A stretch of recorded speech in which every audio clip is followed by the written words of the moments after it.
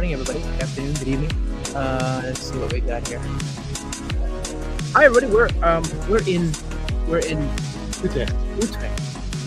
but at the Day Spring Conference, and I just found this out. Apparently, this show predates Spring Framework. I think so. That's him. So Years. I'm joined, of course, today by Mr. Arjen Poutsma, legendary. If you've ever used any of the Spring Framework clients, then you owe a debt of gratitude to this gentleman right here. Do you want to introduce yourself? Yes, my name is Arjen Poutsma. I worked on the Spring team for about 19 years. My main things I did was I created the app controller programming model. I did the HTML client, as already mentioned, so from REST template to REST client. And the last thing I did was a little bit of involvement with Spring Island. Yeah, that's awesome. It's mainly about what I'm specialized in was APIs, helping other teams creating nice APIs too. I mean, you're underselling yourself, I think, because everybody on the Spring team deals with APIs. You deal with APIs that are front and center and used by millions of people. It's a little in service to something that would get used eventually by the REST client, but the REST client itself, that's you, right? Like the first line of API. And that's you. You can't, and I think, I was saying this earlier, and I really think it's true. I think, so people often ask if the Spring team uses like Copilot. I don't know. I don't think a lot of us are, because by definition, these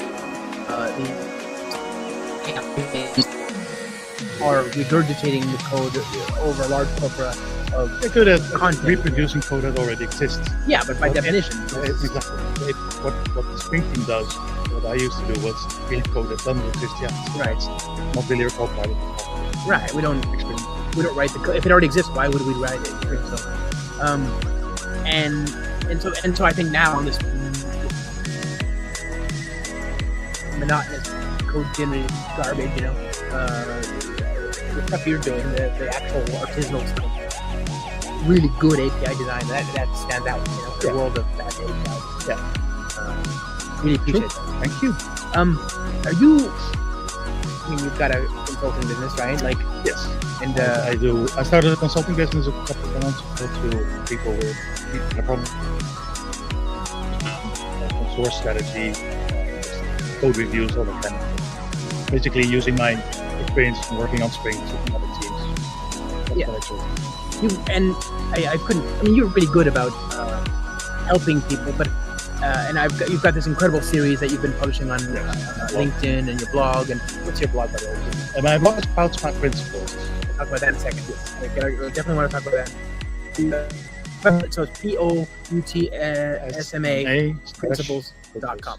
And great blogs. And these are sort of peering into the mind of, there's music is too loud.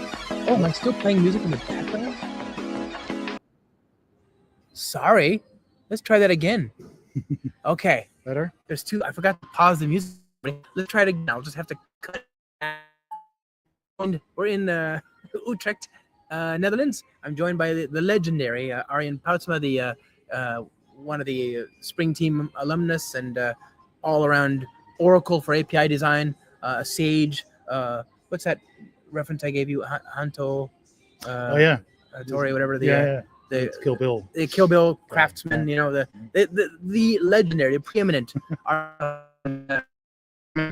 So that's a shame. Software katana, yeah. And you're an API. You build the APIs that millions and millions of people worldwide use. Yes. And including, we talked about it, their ad controller annotation, the whole component model, indeed, git mapping, request mapping, that thing. Well, basically the ad controller programming model, just how that would work. Right? Because back in the day, I wrote a blog about this as well. But back in the day, we had inheritance-based Spring MVC. So if you wanted to do write a controller, you had to inherit from the controller, extract command controller, the simple form controller. You remember that thing? Right. And then the wizard stuff. The abstract wizard controller, which is hell. So this sort of annotation-based model replaced all that and made it a lot more flexible by just annotating, being able to annotate parameters and saying this parameter should be the payload request, or this should be some sort of form data, or so just using annotation. That's what we came up with back then. It's Right. 20 years ago, something like that. Oh no, well, the controller stuff that came out in 2005, right? Like Yeah. So that was 2000. Yeah, actually, okay, close to 20 years. Yeah. Actually. 26 or so, 2006 or so. Yeah. Wow. Oh my goodness. Oh, that's actually really incredible. Like, you're right, because we had the abstract hierarchy of controllers for at the same time as the new component model for a few generations. For a while, yeah, and then slowly all the abstract-based classes were removed. Right. And then MVC, the annotation-based model, was all there was. And then a couple of years later, we introduced a function-based model again. Right. Well, I did. Right. So where you have handler functions instead of the annotation functional. Again, a reaction on the annotation-based stuff, from my perspective at least. Right. Well, you had one little intermediate step, which was at response body, right? Like being able to do rest with the controller. Yeah, that was done in Spring 3 mostly. Yeah. We introduced, so Spring 2.5 saw the introduction of that controller, and 3 was adding more restful stuff like also path parameters, exception, status code handling, so there's a whole bunch, and also REST templates, by the way, the first HTTP client we had. In 3.0 in 2009. So all that stuff felt like a natural extension of what you had laid down before. All the existing code continued to work. Yeah. But then you added new capabilities, and that's a good sign of a good design, is that you can build a foundation today. Yeah, that's very true. I mean, look at the REST client, for instance. One of the things I've worked on last is actually using the exact same infrastructure as the REST template is. So there's underneath all the code that's actually sending out the HTML and HTTP stuff, right? And also the code doing all the Jackson conversion. That's all the same. Oh, the message converters and all that stuff. Yeah, it's all the same, and that's been in there. It's completely bug-free, or at least there's very little chance of bugs in there because it's been out there so long. Right. So that's a huge win, right? This is why I don't know, before we realized the music was too loud, I was trying to make the point that I think your services, your skills, and your consulting are more invaluable, more worth every euro. There's this deluge of just AI generated drivel, you know, and that is by definition regurgitation of code seen in the wider body of code out in the ecosystem, which is not by and large very good. So having somebody who actually is a craftsperson who knows what they're doing. Craftsperson, yeah, that's why. I mean, some people say it's the art. I don't think so, but it's definitely a craft. So trying to make something that's nice to use. That's what I try to bring to other teams as part of my consulting. You're like an API architect, you know, like you build something that is a foundation for things to come. And 20, I mean, we're talking about things that have not changed in 20 years. I mean, that's not fair. The component model hasn't changed. No. But the behind the scenes, I remember, you know. A lot of things have changed, but I mean, the basic ideas are still there, and those are still working the same. Yeah. And that's also, I mean, that's so back in the day we had the ADPC template, and then we had obviously REST template, and they all both followed the same sort of design, right? Like you have one God class which does everything, and you have a whole bunch of methods on there. Yeah. And now we see with REST client, also web client, and also with JDBC client, right? And the check client. Exactly. So you see more of a there, right? Domain-specific language, which actually sort of forces your way through the API rather than having to read up everything in the documentation. You can just control space your way through effectively, right? And that will give you a usable result. And that's also all topic on my blog again. I published a lot of stuff about fluent APIs and how to reduce choice, how to make sure people, when they do control space, they don't list, and then maybe another step where there's a lot of lists. It's shorter still. To make some sort of a state graph in between all these steps, right. Saying, okay, well, I'm in this state, now I can go to that state, and that's all expressed in your API. But the end result is obviously trying to make something that's very nice to use. And you've done it. I mean, again, it's one of those things where I don't worry about those things. I just inject them. Even you could like the use of the builder so all the clients now, you have a builder you inject, and then you can call that to factor the actual thing. That's just one of those things that we just do it across the ecosystem, across the entire portfolio of projects. But that's a lesson we learned, right? I mean, because eventually we had the REST template, and the REST template didn't have a builder, and then they did a builder, right? And the Boot did a builder. Yeah. But then you had the weird fact of that it was in Boot, and now the builder and the client are all in the same jar, more or less, and that's how it should be. Yeah, quite nice. So you live and learn, right? That's obviously also in regards to just comparing the REST template with the REST clients themselves, right? The REST template again has these enormous amount of methods with all kinds of multiple parameters. Some of them are optional, some of them are not. Know how to use it. Yeah. Whereas with a good DSL, with a good Fluent API, you're just forced into the good usage. So the templates were a good idea when they first debuted. I quite like them for the the JDBC client. The template, JDBC template was like the gateway drug, right? That who didn't start? No, that was. It's immediate utility, and then the REST template, same thing. And you could use it. You still can without the container, right? That was sort of that we could advertise saying, well, just start using the JDBC template, and then go from there. And it is really good. It takes the JDBC, and for JMS they kind of tried to make it more pleasant. Yeah. But before it used to be message listener containers plus JMS template is the only way I can work with JMS. JDBC has not gotten all that much more pleasant. They have auto closable now, but still. And now the client, right?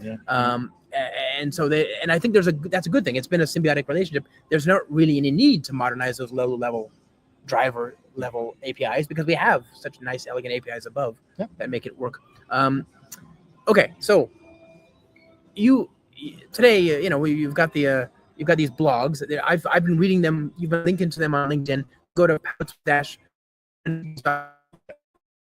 This is where people can find out more about you. First of all, yeah, that's where I base my main website, where I have a bit of a contact page as well. If you're interested in my services, I put a lot of knowledge in there, basically articles about writing APIs.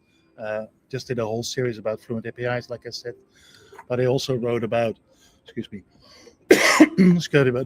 about for instance between the method as prefix to. Oh. So if you have as a prefix, so as map, for instance, that sort of implies a view where it's connected to the original. If you change the view, or you can't change view, but if you change the relative, you just change original. Whereas with a to, you're converting to something new altogether, and there's no connection. I didn't even think about it. I haven't read that blog yet. Look in the DDK, it's all there, right? APIs, they use that same pattern, but it's the good ones, the Joda time ones. Not the old one. No. Okay. No, the new ones. Yeah. They use that. Yeah. That's awesome. I haven't read that installment. I will. So again, Poutsma-principles.com. What are the Poutsma principles? Oh, yes. Well, this started out as a joke. There's another blog about this as well. But the short version is that Mark Fisher did a presentation on Spring Integration back in 2008-ish. It's a long time ago again. Yeah. And I was in the audience, and I'm a Dutchman, so I'm a blunt person. I'm very direct. And I raised my hand saying, I don't really get it. And that means it's wrong. Because I'm a Spring developer, and I was listening to a presentation about something that should easily be understandable for me. Right. And then what happened there was that Mark and I worked together on fixing these issues.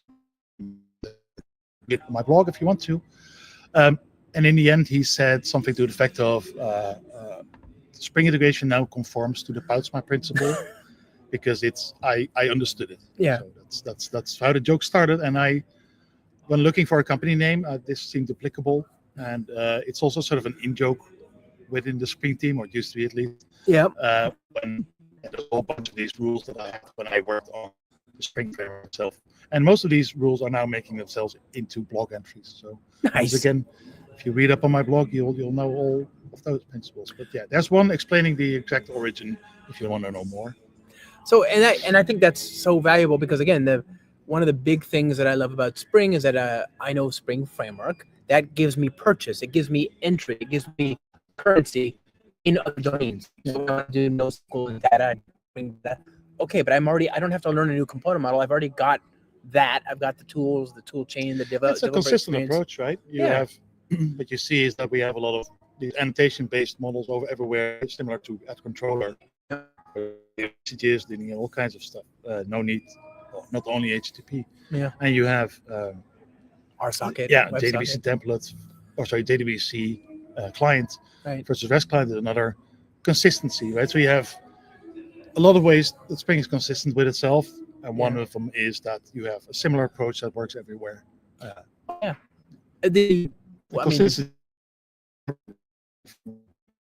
I mean, to keep that over the span of decades is, people don't appreciate just how crazy difficult that is. And we've done I mean, like we had the templates, we still have templates, you can still use them, but there's now increasingly more and more clients, which I think are more utility and I think more valuable these days.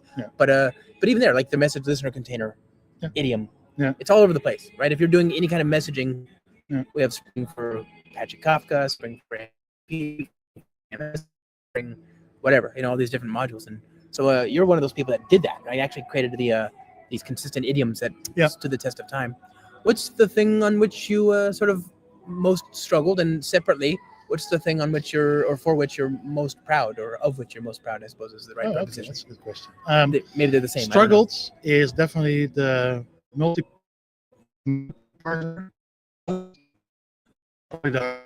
So that's a something that can parse an incoming stream of bytes as a multi-part stream. So if you form post something, and that was reactive is difficult. It was also all kinds of buffering and but it took me a long time to do that. Nobody, if it worked well, you didn't even notice. Right. So that's definitely the most difficult thing I have written. What I'm the most proud of, I think, is probably the handler function and router function stuff. So I guess the second web framework I did for Spring. So one of the things I never liked about Spring MVC with annotations is the fact that it was very this works. And then you get into the downside as well, because of the way Java annotations work, they're only data. There's no behavior in there, right? It's only data. So the way that these annotations work is that you cannot really, the way that the data is given and the place where this data is handled are completely different places. And that's, in a way, the sort of the frustration, I think, that people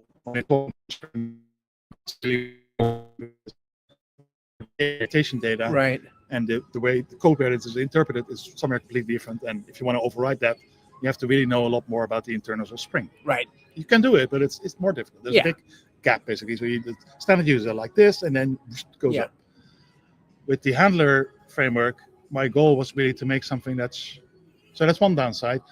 The annotation. The other thing I want to mention, because it has to be in these annotations, right?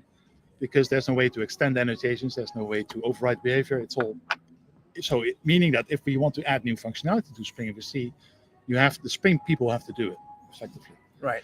Now with the functional stuff, everything's a function, right? All the predicates, all the handling code, everything's a function. So, and if you don't like the function, you can write the barrier between using it as default and then extending it is much more smooth, if you know what I mean. Right. There's a very smooth linear curve there, whereas with annotations, like I use annotations, I want to change the default behavior, boom. Yeah. So that's what I'm most proud of, because it's effectively very small. It's just a couple of interfaces, and it's very powerful. You could do, and it's functionality. You don't have to ask the Spring team. You can just add it yourself as a function. I mean, so good frameworks are open for extension but closed for modification, right? So, I mean, you did meet people. It used to be that there was like annotations and then nothing. So either the annotations worked and then nothing, and then eventually you did provide it wouldn't. You provide. Having your own annotation handler, so you could always basically provide your own annotation, and write your own code to handle that as an argument for No. a controller, for instance. Right, but I'm talking about like request Right. parameters that are actually part of Spring MVC component. Right. Yeah. But even that still, it's still more of a hockey puck than it is a linear evolution in logic. But and then you're right. Function. Yeah. Active style. Yeah. Then we got functional react. Then we got functional servlet style or whatever. I don't know. Right. And they're if you're staring at it, you almost wouldn't even know, especially if you're just using lambdas. One uses mono and flux, the other doesn't. But if you're just but they're pretty much the same. Yeah, if you're returning same a server with web client and REST client. Right. If you're returning a server response with some result from a Spring Data repository, Yeah. you don't even know that the repository is returning mono from the code. So it's possible to look at either and not realize you're using one or the other. It's a really good, well done design, even though they work well in either the reactive context or in the servlet blocking imperative IO context. So I love those APIs. That is so flexible, in fact, that Spring Cloud Gateway, when we ported Spring Cloud Gateway to MVC, it just hooks into that. Spring GraphQL also used. So I see the part about being a framework developer that your code will be used in ways that you didn't expect. Right. If you did it right anyway, right? I mean, effectively, what you're doing is building Lego blocks, like really small blocks. Where the boot team, they're a bit higher. They're making whole Lego sets. And the framework just made little blocks. And then, obviously, as a consequence, people will use it in ways that you didn't expect it from. And that's really nice always to see. It's useful internally. It's suitable for within your library to create a sort of a web facet, to create a little programmatic way of living a web interface. Right. Much more suitable for that, I would say, than annotations are. I'm a huge fan of the functional reactive style. There's the other thing is that expands the ecosystem, that expands the Spring universe for people, right? Because if you come to Spring, you've got we used to have now we have the controller component model, which I love, and that's fine. If all you've ever known is Spring, then that's going to feel great. But if you're coming from the Node world or Sinatra and Ruby and whatever, or even Spark.java, there's a bunch of others. If you're using Kotlin, basically, if you're using a Kotlin DSLs for Spring, you're effectively using that same framework because it seems to be, from my outside perspective, it seems to be Kotlin is less annotation happy than Java is. So that's why in our Kotlin version, we actually have a nice Kotlin DSL for creating these routes, which is really quite powerful. You can do a lot more in Kotlin than you can do in Java. Right. In that respect. So having that functional style means that it doesn't matter where you're coming from, we have something for you, right? And behind those initial Spring MVC plumbing, right? Yeah, they all use message converters and dispatcher servlet and all kinds of stuff. Cool. Yeah, it's all the same. So would you say the functional style is a view on top of Spring MVC's foundational layer, or is it an adapter? Depends on what you mean with Spring MVC, but if you mean the end of Spring MVC, obviously means a lot of things. The dispatcher servlet above that, but below the. If you look at it the way it's implemented, they're basically handler request, whatever. Handler resolver adapter and a handler mappings. Effectively, that's what they both implement. And what Spring MVC does is basically it has a couple of those. One of them is applicable to controllers. One of them is applicable to these handler functions. Which is the fact that you forgot the name. Yeah, makes you so happy. A little thing, and the oldest of Spring MVC uses is how your requests got plugged into the server. Yeah, you had to explicitly wire everything up, right? Back in the day. So, exactly. You had to remember that. Beam URL name mapping and all that kind of stuff. Yeah. So I'm so glad you forgot it, because if you forgot, then I don't feel bad about forgetting it myself. Why did you join the Spring team? I always wonder why people like you who could do anything decided to help the Spring. When I joined, Spring wasn't as big as it is now. So I was working for a Dutch consultancy company, and basically one of the people there was involved with Interface 21, Alef Arendsen. Oh yeah. And I was hired there actually, and they asked me what I thought about Spring. Oh no. It was 2004. So yeah, it's just a bunch of tricks with XML. It's not really big. And that actually got me hired. Okay. Interesting enough, because it's sort of because for one thing back then it was Yeah. right? And it's also, I mean, you don't want to be intimidated a little by it. It still is in a way. It's just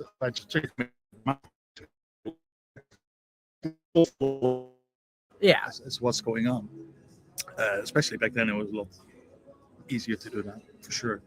But yeah, that's what's got me hired, and I always had the dream of working as a library developer or as a framework developer. For some reason, back in the start of my career, which was in the 90s, I did C++, and there was a company called Rogue Wave. They had not Rogue Wave. Maybe it was Rogue Software. I don't know. Okay. So they had these standard C++ libraries, and I was really thinking, oh, this is going to be my dream to create one of those. Okay. And then I joined the Spring team, and my dream came out more or less. Nice. And so, you did C++ in the beginning. Yeah. Did you ever get to the point where you felt fluent? That's not the same thing as feeling comfortable. Yeah, that's true. Yeah, I guess. Comfortable Uh, enough. I mean, not as comfortable as I'm now with Java, but yeah. Because of you're doing that before they had smart pointers and all that stuff. So I did COM programming, Windows. That's terrible. So yeah. COM. Yeah, that's terrible. Yeah. Easier way, but back then it was all applets and stuff, right? I mean, I remember still writing stuff in Java 1.0. Yeah. And it was just a fun language. And then around the year 2000, that changed, right? Java EE came along, Tomcat came along, J2E, yeah. JV2E came along, yeah. And J Servlet, or no, Tomcat wasn't called Tomcat. It was Jasper, and it was something else. It was all that. So I guess what I'm trying to get at is you came from C++. The Gang of Four book was already out before that, and we already understood conceptually the idea of design patterns, but having to manage memory and having to manage the escape of memory really cramps what you can do. Like you can write a design pattern in Smalltalk. It isn't just as soon as you start getting really abstract, things escape, they leak, and so C++. Well, we saw a lot more of that when we did Netty stuff, when you had a lot of leaks as well, memory leaks, right? And our memories, but that's not what you mean, I think. No, I see your point. I mean, every language has a sort of idiomatic way of doing things, sure. Right? So what you would do in C++ and C is definitely not something be as simple as using a I prefix for your interfaces, right? That's something that's very common, for instance, in the .NET world, right? Whereas in Java, we see it in Eclipse, I guess. So that's about the only place you can see it. So, right. And you could say, well, that doesn't really matter that much to me, but for me, those kind of details are really what makes a API for framework or anything nice to use. Yeah. So you as well, using Java code, you wanted to use formulas or use structures that are also in the GDK, for instance. You don't want them to reinvent everything. So it looks more like a C++ API. With a new string for every project? Exactly, or an ASCII string class or whatever. I've seen that kind of stuff. But yeah, that's really, it's really important that you try to write and look at the GDK, saying how do they solve things. I can do the same. If you're using Kotlin, you can look at the Kotlin source and saying, well, it's idiomatic. How do I write idiomatic code in this language?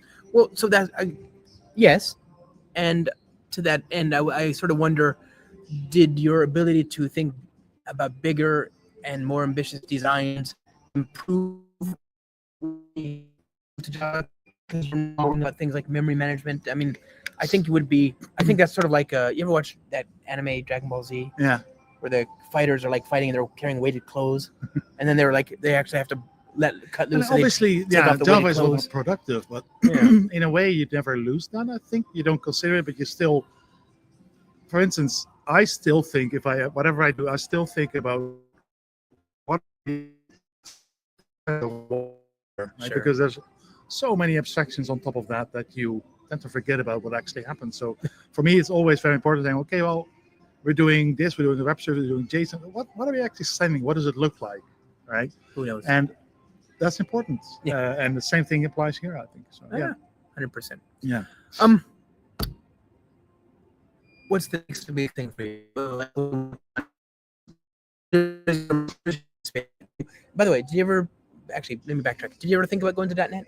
Speaking I of? did do .NET, so Oh, yeah. I went to .NET and I came back. Okay, how'd you find it? Nice people. No, Good food? Well, I think what's mainly difference is between the Java space and the .NET space. Well, this was 20 years ago again. This was before I joined Spring Right. Spring team, shortly before. But they are less open, or it used to be at least, less open Yeah. to open source, much more looking at Microsoft, what they do, and expecting something from them. Yeah. Right. And besides that, I mean, C# in a way was always a better Java. That's what I found appealing. I know that these days they split a lot, but exactly a better Java For sure. And now they are completely diverged. So I can't really talk about the .NET space these days. Well, I mean, see, I know, like I follow C# is still a better Java, but to be fair, Java doesn't want all those features. No. So, you know, Java is the better Java. yeah, Java has gotten a lot better anyway, and we have Kotlin as well. So Yeah. whatever. So, your headspace around these days? Are you looking for like projects working on helping people modernize APIs? Exactly. Or? I'm working on helping various customers on their APIs, reviewing their code, all that kind of. That's where I'm at. Also, really enjoying writing these blogs. Get a nice feedback from them, so that's really appealing. I might even consider putting. Publish. Talk to me. I like. Okay. Trust me. That's I got my publish already. Right. Yeah. Well, How many? What's your percentage? What do you nothing. want? It's open source. I have a project you can use. I want you to self-publish because trust me, it's too good and it'll go. That book would go far. Yeah. So you should maybe I'll definitely think be about 100%. Yeah. So if this what I said sounds appealing to you, then by all means contact me. Yeah. Follow. So yeah. I like helping teams with these kind of problems that we talked about. I love your Sure. blogs. I'm just gonna tell you right now. I'm gonna be honest with you as a friend. I'm a little annoyed that you started writing them after. Like all those years I worked with you, and I would have begged for a drop of your wisdom, and now the blogs are coming. I love those blogs. They. Thank you. No, thank you. That's what I'm trying to say. Thank you. Thanks everybody for hanging out. We're actually at George has a talk in 20 minutes. Yeah, I gotta go Do his magic. do my thing. Yeah. Thank you, my friend. Thank you. Thanks Good to everybody. see you again. Bye-bye. Bye.